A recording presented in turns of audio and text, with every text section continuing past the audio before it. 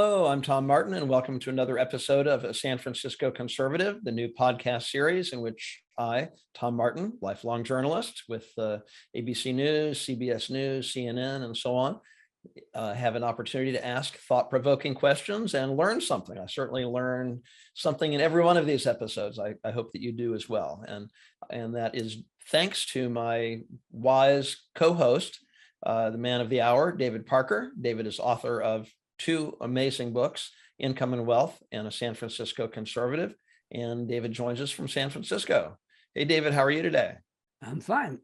Tom, how are you today? I'm doing well. I am back in front of my St. Golden Gate Bridge photo. I'm secretly ensconced here in Connecticut, but I miss the Bay Area. So I at least have my photo here, but I'm doing well. Thank you so much. We started a conversation in a recent one of our episodes about, you have an amazing essay, sort of parallel to all of the episodes we've been recording. You have written a number of essays on a variety of topics, and your most recent one is the four laws of economics. And we started to get into that last time. You told us how you'd gone back to school. I mean, you are and were very successful before you ever went back to school. Why did you go back to school after you were successful? You weren't worried that you'd mess anything up, I guess? Yeah, I got a few professors mad at me because sometimes it just came out. I would tell the class, what are you doing here? Drop out right now. You don't go to school to learn how to make money.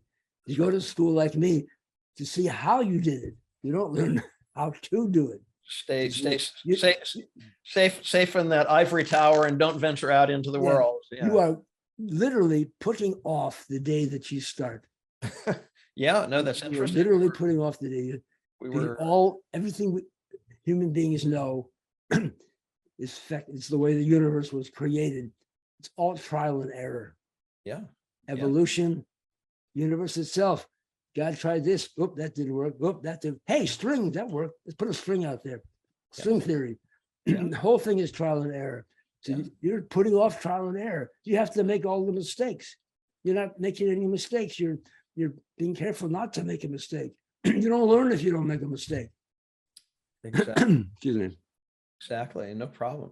Yeah, no, it's interesting. I guess my side projects are not quite as ambitious as yours or on that scale, but I've been developing a course, an online course for authors, do-it-yourself public relations for authors. How do you attract the attention of the media? People who do what I used to do, years ago.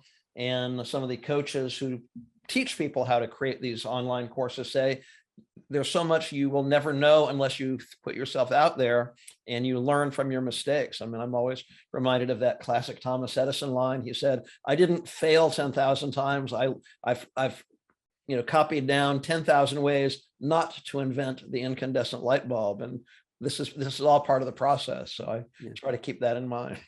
My expression is, if you don't start from the bottom, you don't know what you don't know. Yeah, no, it's absolutely. Someone's going to fool you in business from something very basic that you didn't learn the hard way. Absolutely. Well, speaking of the basics, we've covered of the four economic laws that you've written in this amazing essay. We covered number one, and I'd like to move on to law number two. What is law number two? Well, I've reduced a 1,000-page textbook into 4 pages through intuition. And so the order is the order I gave them. Yes. That has meaning to me, and maybe it's not the order that a textbook would be, but the first law I said was comparative advantage. Nations should just produce what they have an advantage over the other nations. Okay. And so second law is marginal utility, that the value of anything is absolutely unknowable, that it's at the margin. That's the word margin, at the moment, and it's personal. All value is subjective. So not to think in terms of absolute value, like having absolute advantage in trade. Don't trade according to your absolute advantage. Trade to your relative advantage. relative to other countries. And value is relative to the very moment, to how much you have of something already. So marginal means at the moment, the utility, the value, which is like value of something at the moment.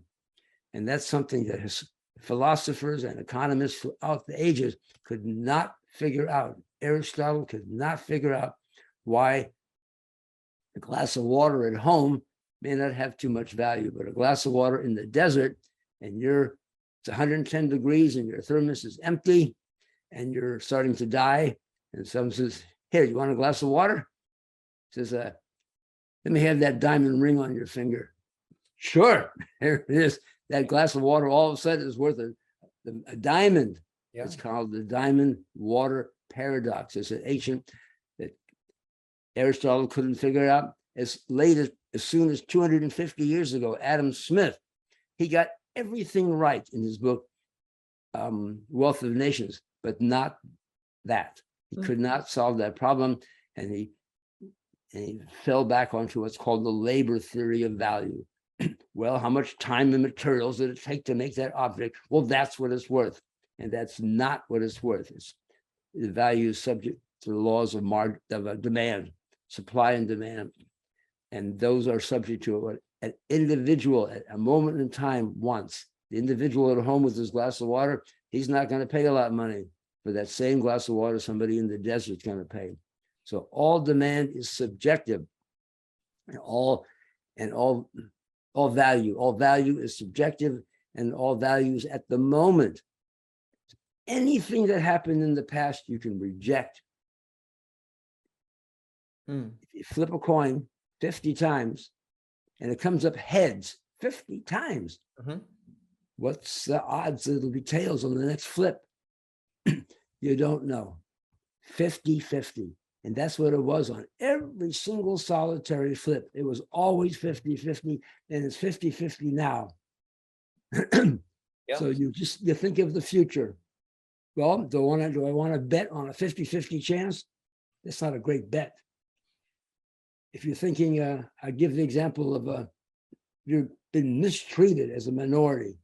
You think, this country owes me. That is the worst decision thought process, because it's past. You're making a decision in the future. The decision you should be making is, should I stay here? If you think you're going to get a check for reparations for $100,000, you might want to stay. But if you don't think you're going to get that check, then you better think, well, if I go someplace else, here's my life. If I stay here, maybe it's better here. And that's why, for example, minorities who've been mistreated don't go back to where they came from. They realize they're better off here and make this country work. Put it in people's faces. But look what you're doing. Look how you treat me. That's fine. But don't make a decision to stay because this country owes you something. You're never going to collect, and it's completely false reasoning. Yeah, no, interesting. Well, let me just take a moment to throw in a little introduction. If anyone's joining us midstream here, this is a San Francisco conservative, and that's the title of my colleague David Parker's new book, which is an amazing book, highly recommended, of course. And it's the title of our podcast series, A San Francisco Conservative. And we're talking about David's latest essay, The 4 Laws of Economics. And I'd love to hear your thoughts on this. I know you said, the value is determined at the moment on the margin. I was thinking, if somebody's bidding, and this may not strictly be the way it really works, but bidding on an organ transplant, they need a new kidney, they need a heart. It's like the MasterCard commercial. What is it worth? It's priceless. It's worth a huge amount of money if it's a matter of life and death, obviously. So that water diamond example is quite really shines a light on it. I think that's interesting. Yeah. Do you use this principle in your work? You're a very successful real estate investor. You've been doing that for many decades now. Does marginal utility theory play a role in your work as a real estate investor? I suppose it does play a role in everything I do, to the extent that I do things from intuition. Like if I'm analyzing a deal, you can line up all the numbers and usually you can make You don't want to ask a lawyer to analyze a deal because that's by nature, they're analytical. Well, here are the pros and here are the cons, but you're never going to get anywhere if you think like that. You have to know, there it is. You have to know what to do next. And that has nothing to do with what went on in the past. It's what you think is going to happen in the future. I'm looking at an office building right now in San Francisco. I may not buy it, but I figure people are saying, what are you doing? They're all vacant. There's nobody walking around downtown and everything is vacant. Why are you buying one? I said, well, that's why I'm buying one. Right. Yeah. I mean, I'll just structure the deal so you can hold it. And that's how all money is lost in all business, is when there's a downturn in the economy, people can't hold on. They didn't prepare. Yeah. So I'm prepared to hold on. I'm prepared to even take a chance. And I'm not risking my whole portfolio. I'm risking a small thing. I'm going to structure the deals. I just take the loan that's on the property and not put a penny down. Let's see what happens. Yeah. I'll go to the bank and tell them, here's your new payments if you want, if you don't want this property back. Yeah. So for everybody crawling back under the covers or what have you, and saying, oh my gosh, there's a recession coming on, there's terrible inflation. I know you've told us it's not inflation, but they're missing out. I mean, again, it's funny. I have a friend who loves using Warren Buffett as an example, and his success as an investor. He's certainly been through many, upturns and downturns and upturns and so on. And so is that really what you're talking about? To really assess what things are worth on the margin, the marginal value? Yeah, at the moment. And what you at the moment, what you think the future is. So it's not just the very, very moment. That would be foolish. At the moment, that's where the decision is being made. Decision is not being made 10 years ago. You're making it now. And you're not making a decision 10 years later. You're making it at this moment. But it's what you think the future will be, or what you're willing to gamble on. I was also thinking, you can tell me again if I'm thinking clearly here, but my son, I have two kids in their 20s now, and my son is finishing his 4th year of college, and he's trying different part-time jobs and deciding what career to go into. I take it for people preparing, almost at graduation point in college, they'd be wise to take a look at marginal utility theory when they're planning a profession. How are things going? What professions are really appreciated right now with that eye on the future, right? Yeah, I would never think that way. No? Okay. You go to college to get an education. Yeah. You should really be reading, certainly in the first 2 years of college, all the Greeks and the Romans, the ones that have lasted over the centuries, and then up through the Renaissance and today, those authors that are still being read, and then just read the greatest works. Mm-hmm. And then if you don't know what you want to do, then you might not be successful. You better, because college is not for learning what you want to do in life. You have to know. Yeah. And your sons know deep down what they really want. I assure you, you suggest something to them, I don't want to do that, because they know they don't want to do certain things, and they probably know what they want to do. Yeah. So when you're in college, don't be worrying about that. Don't call it. Otherwise, you're going to a trade school. Don't go to college to learn how to repair cars. Yeah. Don't go to college to learn how to work a computer. It's not a job you can't learn with 6 months working full time on the job. Yeah. No, You could be a brain surgeon in 6 months. A few tasks you wouldn't want to do, and you hire a real brain surgeon. Okay, I've got it all prepared for you. I cleaned it up. You do the final touch. But that's one of the few exceptions. Everything else you can learn 6 months on the job. Make a few errors along the way. It's part of the learning process. So you. Okay. Yes. I don't believe a college sophomore or freshman should be telling professors what they should be saying. They're not prepared yet. They're not. That's called woke. You should study. And when you've studied really seriously for 2 years in college or more, then you can start suggesting something to professors, but not before. Right. Right. No, I certainly agree with you there. And what you were saying as far as that foundation, what a good education is or should be, reminds me a few years ago as my daughter she graduated about 2 years ago.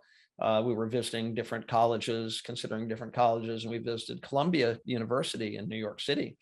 And they were saying, they're very good at their engineering school is very successful right now.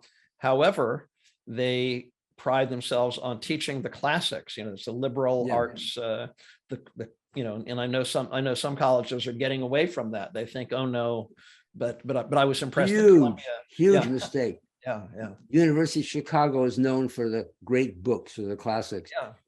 And I had that education, so I know I'm so grateful that I had it, because I read so much before I finished college, not to mention what I read afterward. And I'm so grateful to that. My own 2 children went to college, and I says, if I hear you're taking classes in business or in computers, I'm cutting all the funds. And they both majored in history. And then when they graduated, they both ran out and did what they always wanted to do. My daughter's today in California. She's known as one of the finest cake designers. And my son is a furniture maker in a Japanese method of no nails, no screws, just fine joinery. And he designs, he gets the Google accounts, everything. Both my kids went to the top in their fields. But after they both ran out to art school or to cooking school, after they had their education. That's what I wanted. That's what they did. They both majored in history. Yeah, that's It really says great. you read and write when you're in college. Read and write and read and write and read and write. Mhm. I love that. That's Not really trade school. Yeah. No, that's great. Well, another fascinating conversation. I learned more again. Once again, it's like clockwork. It's amazing.